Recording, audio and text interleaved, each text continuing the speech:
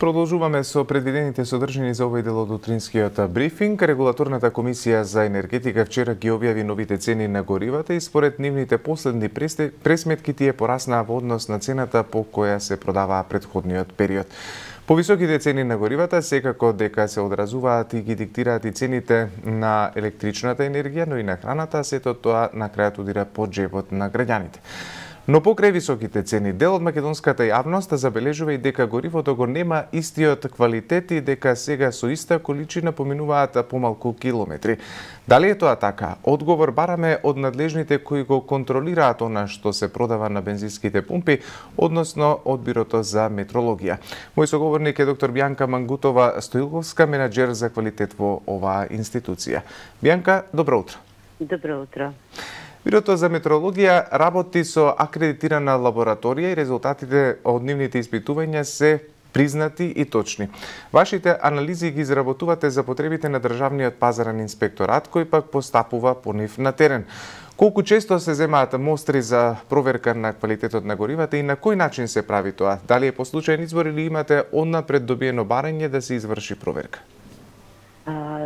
Контролите што ги прават моите колеги со Државниот пазарен инспекторат се согласно програмата на пазарниот инспекторат, односно планот што го имаат за редовни контроли на бензинските пумпи и резервоарите. Го правиме тоа многу често во последно време со оглед на она што претходно вие во најава го дадовте, дека се јавува незадоволство и револт кај граѓаните поради сомнежот дека се има проблем со контролата, со квалитетот на горивата. Значи, ние скоро секојдневно, секој втор ден излегуваме на терен, земаме мостри и ги испитуваме во лабораторијата. Контрола се прави само на бензинските станици или на горивото при влез на границата во државата? На влез на државата одговорност ингеренција има царината. Ние со царината имавме некои прелиминарни разговори околу динамиката на контрола, меѓутоа се уште не сме почнали да правиме такви контроли со нив. Така.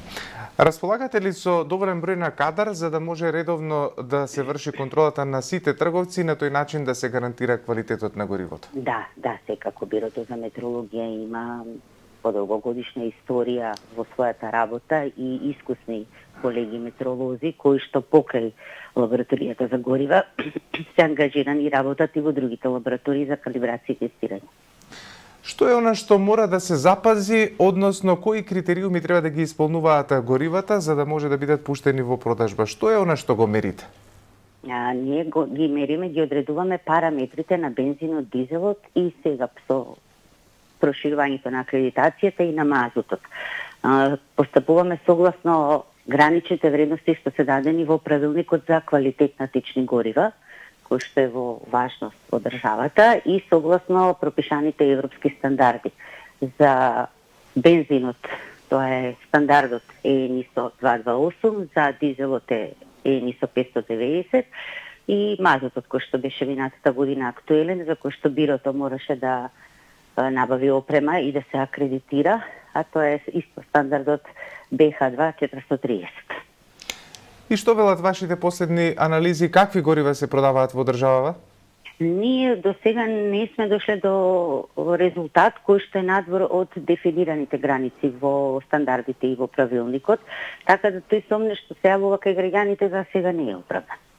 Меѓутоа ќе видиме понатака, нели сепак годината е пред нас, контролите се уште не се завршени, така да ќе провериме и ќе тогаш можеме да добиеме една генерална слика што се случува со горивото во државата и дали незадоволството и револтот што се јавува кај граѓаните поради високите цени се рефлектира и на квалитетот на горивото.